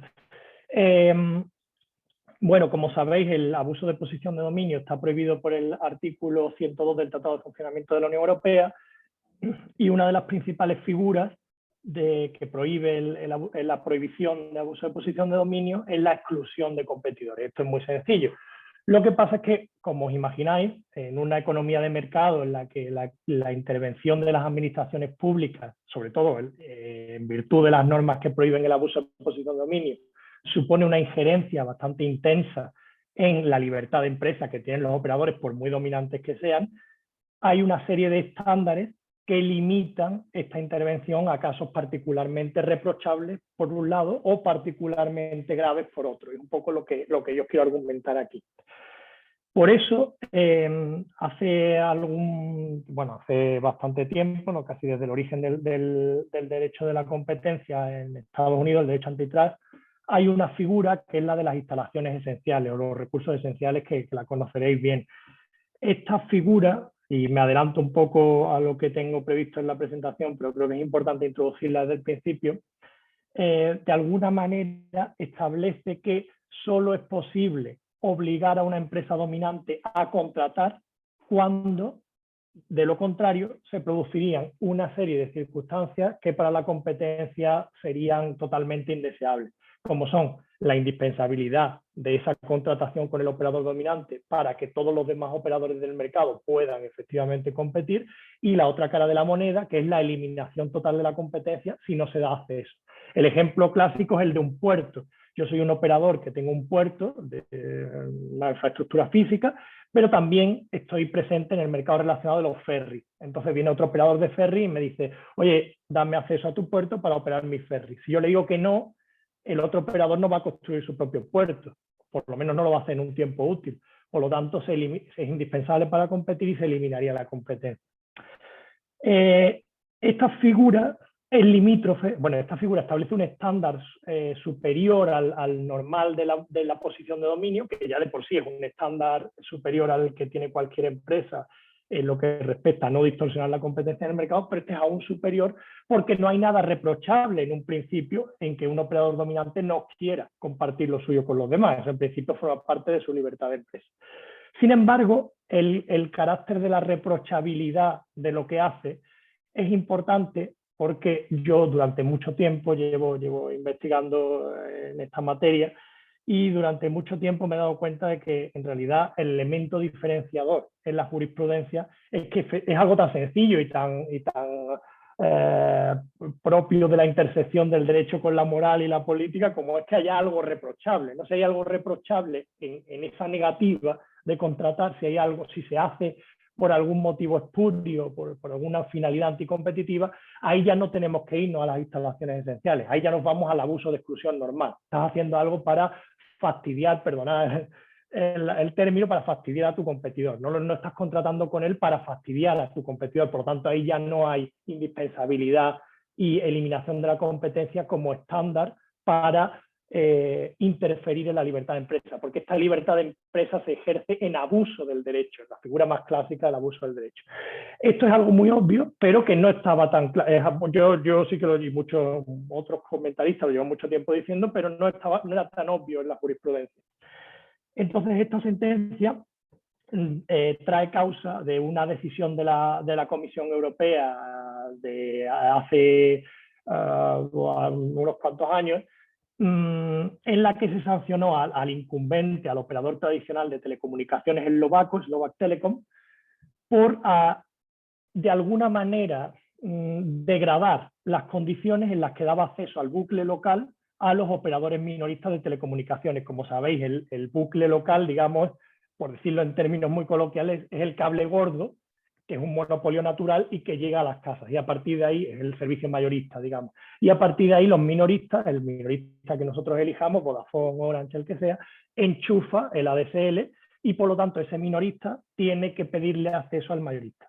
Pero como es un servicio liberalizado o en términos de la regulación europea desagregado, unbundled en inglés, tienen obligación los monopolistas mayoristas, digamos, de darle acceso a los minoristas. Entonces, como Slovak Telecom no podía negarse por temas regulatorios, lo que hacía, en teoría, en opinión de la Comisión, era degradar ese acceso, pues imponerle condiciones de ocultar información, darle servicio en condiciones de calidad insuficiente, etcétera. Y sobre todo un factor muy importante que ya dio lugar a sentencias en el pasado, por hacer lo que se llama el estrechamiento de márgenes, es decir, cobrarle un precio mayorista tan alto que si los minoristas competidores querían cobrar un precio que les permitiera tener margen, no podían hacerlo sin incurrir en pérdidas por el precio mayorista que tenían que pagar. Con lo cual, aquí claramente, en mi opinión, no, si efectivamente es así, ¿no?, como lo plantea la Comisión, hay una conducta reprochable. O sea, aquí no hay una negativa porque yo no quiero compartir lo mío, sino yo tengo la obligación de compartir, pero lo hago de manera que te voy a fastidiar, minorista, para no entrar en el mercado. Eso es lo que dice la Comisión, y en el pasado, solo en el caso de estrechamiento de márgenes, hay jurisprudencia de la Comisión, del Tribunal de Justicia, como el famoso asunto Teliasonera, Telefónica, Deutsche Telekom. Hay unos cuantos asuntos de estrechamiento de margen, porque es muy obvia la intención de exclusión, digamos. Slovak Telecom acude al Tribunal General y argumenta que no se aplicó la teoría de las instalaciones esenciales, básicamente. Dijo que la Comisión no había demostrado que era indispensable el acceso para operar. Efectivamente, probablemente lo sea, ¿no? Pero la Comisión no había aplicado el estándar suficiente de prueba en ese sentido. Y el Tribunal General lo que dice es, bueno, pero es que esa reprochabilidad jurídica, esa decisión de si tú tienes que contratar o no, ya no es propia, ya no entra en el ámbito de las normas de competencia, sino que esa decisión ya la ha tomado el regulador o el legislador europeo cuando ha impuesto la obligación de desagregación del bucle local. O sea, yo aquí lo que estoy haciendo es comprobar que hay una conducta objetivamente antijurídica, en el sentido de que infringe otras normas ajenas al derecho a la competencia, y sobre esa base digo que hay un abuso. Algo que tiene sentido y que va en línea con Teliasonera, pero que yo creo que todavía requiere algo más de aclaración. Y eso es lo que hace el Tribunal de Justicia en casación, que es la sentencia que yo quería comentar. Todo esto para llegar a la sentencia que yo quería comentar. Para mí la sentencia es una especie de teoría de la unificación que yo llevo un tiempo investigando y que el Tribunal de Justicia últimamente ha adoptado varios pronunciamientos en ese sentido, en el que básicamente hace lo que os comentaba antes. Dice, ¿cuándo se aplica la teoría de las instalaciones esenciales? Que es mucho más difícil para las autoridades de aplicar porque implica probar que no hay otra posibilidad alguna de operar en el mercado que obligar a la empresa dominante a contratar, y cuando se aplica el test normal ordinario de abuso de exclusión, que simplemente implica un potencial efecto de exclusión y una conducta objetivamente antijurídica o no basada en los méritos, que es el arcano del derecho de la competencia que ya conoceréis, que nadie sabe lo que es, pero que básicamente es el elemento de abuso de derecho, ¿no? el elemento de reprochabilidad, de algo que nefas, ¿no? Como dirían los latinos, ¿no? Entonces, es mucho más fácil cumplir ese estándar, obviamente, y la solución que parece obvia, pero que hasta el momento el Tribunal de Justicia no la había claramente puesto en negro sobre blanco, es que se trata de averiguar si efectivamente hay algo reprochable en la conducta, y cuando hay algo reprochable, en ese caso ya no tenemos que aplicar las instalaciones esenciales, sino que ya nos vamos a un abuso normal y corriente de exclusión. Sin embargo, ¿por qué he titulado esto el Tribunal de Justicia o el optimismo? ¿No? Haciendo un paralelismo con Cándido de Voltaire, ¿no? Es como si uno se queda en la parte de, bueno, este pronunciamiento es importante porque hace una reflexión que todos estábamos esperando y que era bastante obvia y que genera certidumbre, etcétera, podemos pecar de optimismo y eso nos va a llevar a la larga, como le pasó a Cándido, a la frustración y a la desilusión total, ¿no? Porque yo creo que el Tribunal de Justicia aquí no está diciendo nada mucho más allá de lo que ya dijo Entelia Sonera en 2011, que es que lo que pasa es que Entelia Sonera se limitaba al estrechamiento de márgenes y hacía una argumentación muy técnica basada en por qué efectivamente digamos que el estrechamiento de márgenes de alguna manera casi equivalía a la indispensabilidad. Si alguien no puede necesariamente vender obteniendo un beneficio, es prácticamente como si fuera indispensable, ¿no? Prácticamente se va a eliminar la competencia. Ahora lo que hace el Tribunal de Justicia es ampliar o aclarar ese ámbito y decir, no, cualquier cosa reprochable no tiene por qué ser un estrechamiento de márgenes, sino que puede ser, por ejemplo, un incumplimiento regulatorio, puede ser como en el asunto también del año pasado de los ferrocarriles lituanos, puede ser que yo soy el operador del ferrocarril y para fastidiar a mi competidor de transporte por ferrocarril, una vía que se ha estropeado no la arreglo. Ese tipo de cosas, no es algo reprochable, es algo que claramente tiene una intención o quizá no necesariamente una intención, pero tiene un tinte objetivamente antijurídico, ¿no? Como dice la jurisprudencia española. Sin embargo, lo que yo quiero argumentar aquí, y ahí viene la crítica un poco, es, claro, la reprochabilidad al final no deja de ser una cosa muy subjetiva y el concepto de objetivamente antijurídico, a pesar paradójicamente, a pesar de su nombre, y la competencia no basada en los méritos, es un concepto jurídico indeterminado. Entonces las autoridades de defensa de la competencia van a tener un incentivo muy fuerte a la hora de decir, bueno, vamos a interpretar de manera amplia lo que es reprochable y ya no vamos a tener que probar la indispensabilidad. Y no me invento, esto no es un ejercicio de especulación totalmente, porque ya lo ha empezado a hacer un poco en los mercados digitales. Si pensáis en los mercados digitales, que ahora no es el futuro, es el presente, ahí es muy difícil la indispensabilidad, es muy difícil para una autoridad de competencia probar la indispensabilidad, y es un poco lo que le pasó en el asunto de Google famoso que conocéis, en el que Google de alguna manera degradaba la indexación de los resultados de sus comparadores de precios competidores con Google Shopping para que todo el mundo al buscar zapatos en internet le salieran los resultados de Google Shopping. ¿En qué medida eso es indispensable? Pues ninguna, no es indispensable, porque uno puede ver un anuncio de comparadores de precios como Rastreator en la televisión y buscar directamente en internet Rastreator, con lo cual Rastreator puede seguir compitiendo por mucho que no aparezca en Google directamente los primeros resultados. Luego, no hay teoría de las instalaciones esenciales que valga, y la comisión lo que hace de manera muy interesante en Google es decir, bueno, pero es que Google, tú estás haciendo esto para perjudicar a tus competidores. Y Google dice, bueno, claro, pero es que el algoritmo de indexación es mío. Entonces yo con mi algoritmo en principio hago lo que quiero. Veis como el límite entre lo reprochable y hacer lo que quiero porque es mío y es mi derecho de propiedad y mi libertad de empresa es muy difuso. Y yo digo más, hay una investigación de la Comisión ahora mismo en relación con Apple y creo que puede ser un ámbito muy importante para esta nueva discusión de lo que es reprochable y no, porque sabéis que Apple no da licencia sobre su sistema operativo. Todos los móviles de Apple tienen sistema operativo de Apple y todos los aparatos que tienen sistema operativo de Apple son fabricados por Apple. Eso podría considerarse algo reprochable, porque Apple está decidiendo no dar licencia, no contratar con los demás y quedárselo para ellos mismos. En un caso extremo, cualquier modelo de negocio que implicara no compartir la propia ventaja podría llegar a tener un tinte objetivamente antijurídico. Entonces, mi crítica esencialmente es, quizá el Tribunal de Justicia se ha centrado no ha tenido miedo a ser muy tajante en un caso que era muy claro de objetivamente antijurídico, porque era prácticamente un estrechamiento de márgenes y estaba bastante claro que Slovak Telecom actuaba para fastidiar a sus competidores, pero al hacer esto de manera tan tajante y no decir ni siquiera obiter dicta qué pasaría en casos menos claros, está dando pie, en mi opinión, a que las autoridades de competencia digan, bueno, pues entonces vamos a intentar estirar un poco este chicle con las consecuencias las consecuencias que se le criticaron a la Comisión Europea desde Estados Unidos, sobre todo en el asunto de Google, que es que, claro, si los innovadores en el mercado no pueden hacerse con el windfall, que llaman los americanos, con la ventaja del que llega primero, nadie va a tener incentivos para operar y un poco el capitalismo quedaría en duda, exagerando un poco, ¿no? Entonces, yo creo que esa es una cuestión abierta, ¿no? Al final no he seguido tanto la presentación, pero me podría tirar horas hablando de este tema porque he investigado mucho, me interesa mucho.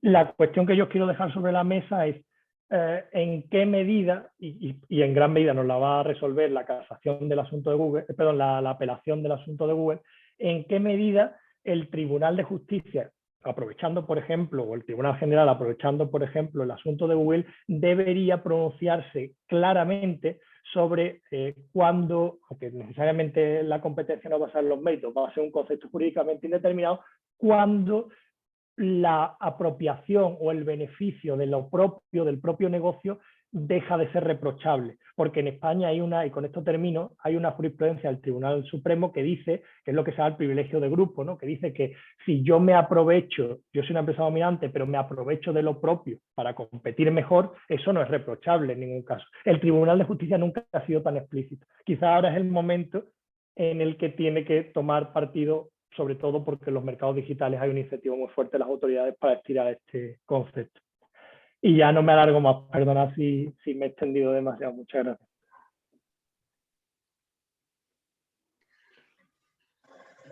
Gracias a ti, Pablo, por la intervención en la presentación sobre el tema. Y bueno, ahora concluimos con una última comunicación sobre, en esta ocasión, ayudas de Estado y sobre, nuevamente, la interpretación de determinados conceptos que tenemos en el artículo 107 del TFUE.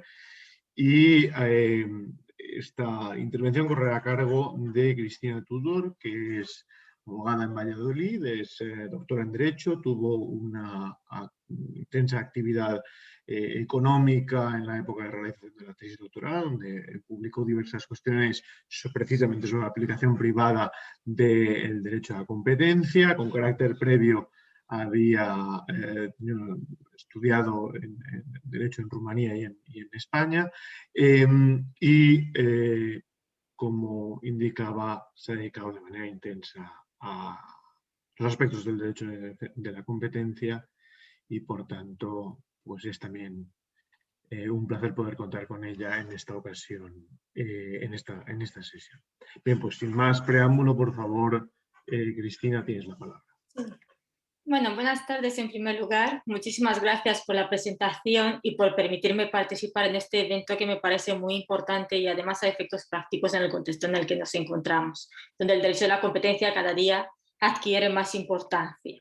Pues bien, dentro de lo que es el derecho de la competencia, la sentencia que propongo versa sobre la interpretación del artículo 107.1 del TFUE, que, como todos sabemos, prohíbe las ayudas destinadas a determinadas empresas que resulten directamente favorecidas en relación con otras que se encuentren en la misma situación o una situación muy similar, siempre y cuando estas ayudas públicas otorgadas llegarían a falsear o amenazar amenazarían con falsear la libre competencia.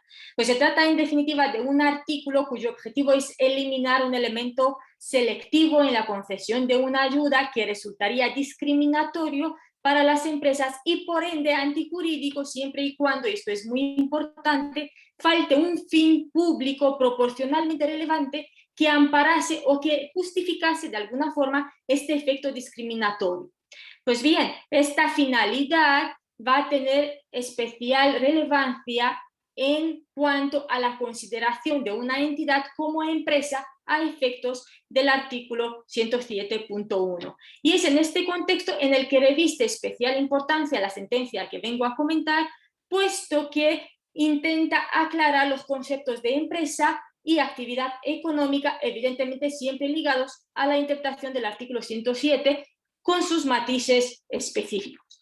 Pues bien, en primer lugar, voy a hacer una breve referencia a los hechos que se plantean en el caso analizado, porque resultan relevantes de cara a entender el planteamiento jurídico del TJUE. Pues bien, el caso trata sobre el régimen eslovaco de seguros de enfermedad, que en el año 1994 pasó de ser un sistema unitario donde operaba una única entidad pública a ser un sistema mixto donde llegan a coexistir entidades públicas y privadas, todas ellas obligadas, conforme a la ley que entraba en vigor, en adquirir una forma jurídica de sociedad anónima con ánimo de lucro. Pues bien, la actividad que desarrollan estas empresas reviste ciertos elementos sociales, solidarios y reglamentarios que resultan bastante importantes para el caso. Por ejemplo, el seguro de enfermedad es obligatorio, todas las entidades aseguradoras están obligadas a afiliar a todo residente eslovaco que lo solicite, sin poderse negar a asegurar a una persona por motivos, por ejemplo, de edad, del estado de salud o del riesgo a sufrir una enfermedad. Además, se fija por la ley las cuotas de los seguros que deben siempre calcularse en proporción a los ingresos de los asegurados y luego, independientemente de lo que ellos paguen de las cuotas del seguro, todos los asegurados tendrían derecho al mismo nivel de las prestaciones. Pues bien, desde el año 2005 y hasta hoy, los residentes eslovacos pueden pedir la afiliación solo a 3 entidades. En primer lugar, a una entidad cuyo único accionista es el Estado eslovaco, que se ha formado en 2010 por fusión de 2 empresas, y luego tenemos otras 2 empresas que son privadas, que se llaman Dovera y Unión.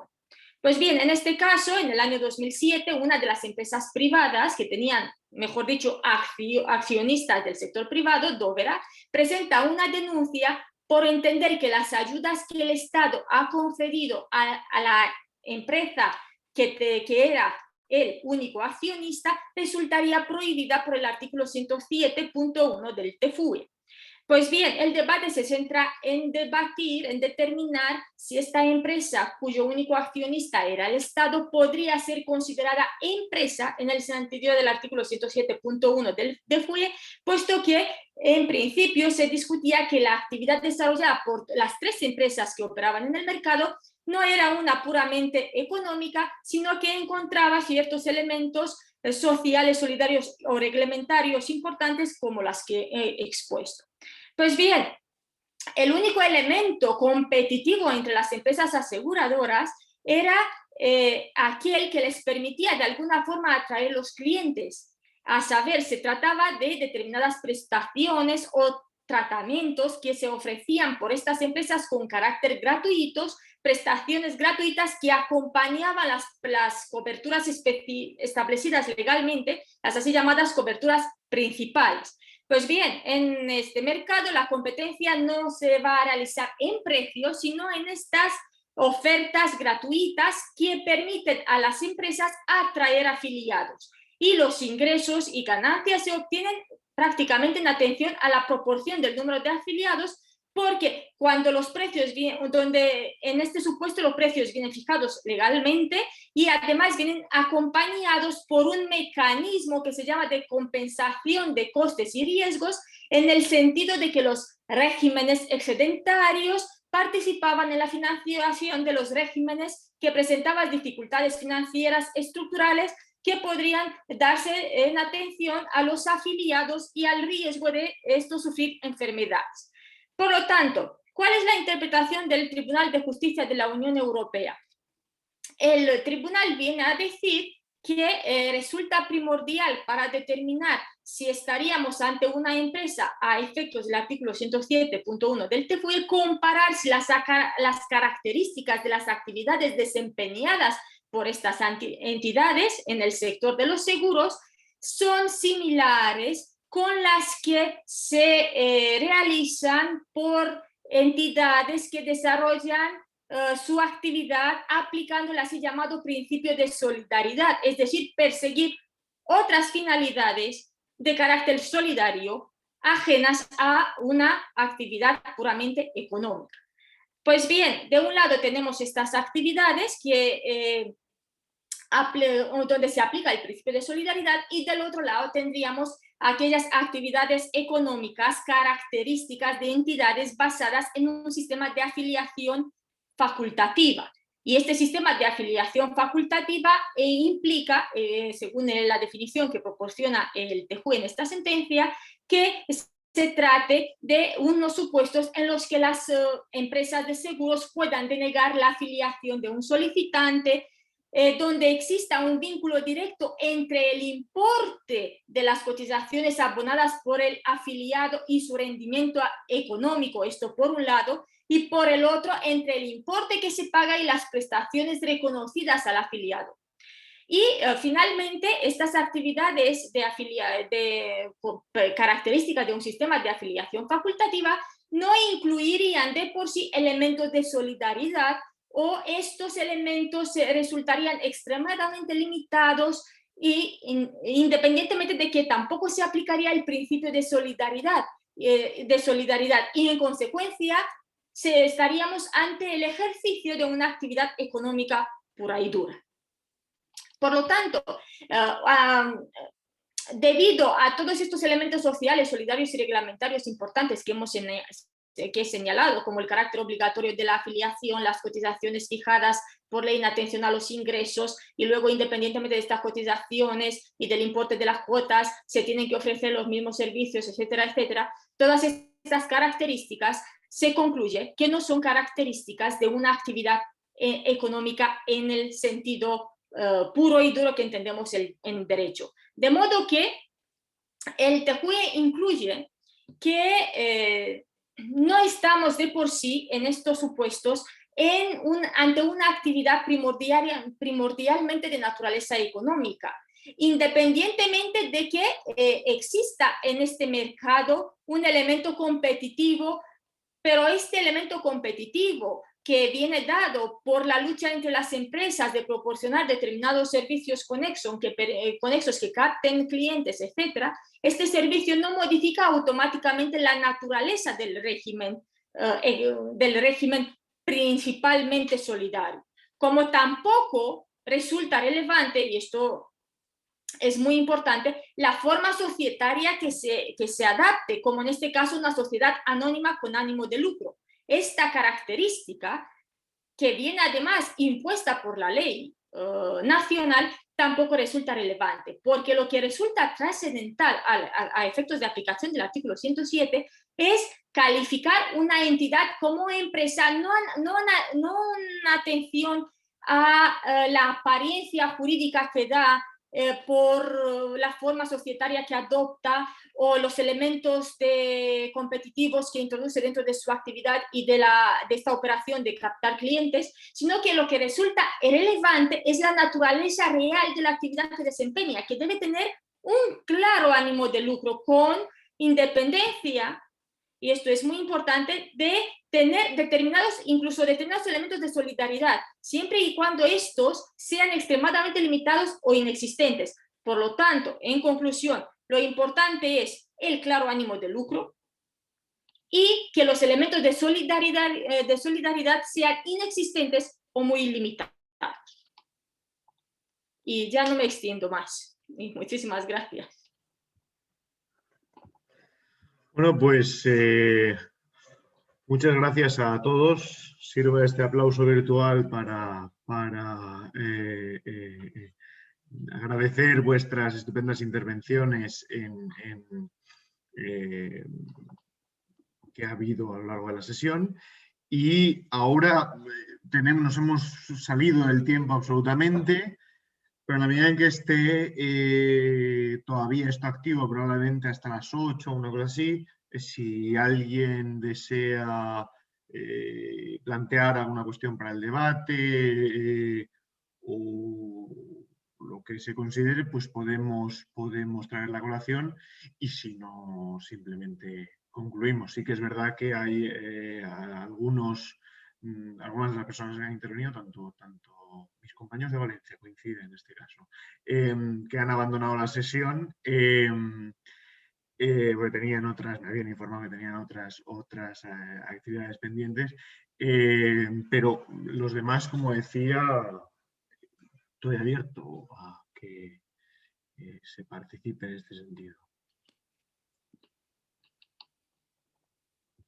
No veo que haya gran motivación, estamos demasiado cansados, es la última hora. Bueno, pues en tal caso vamos a detener la grabación.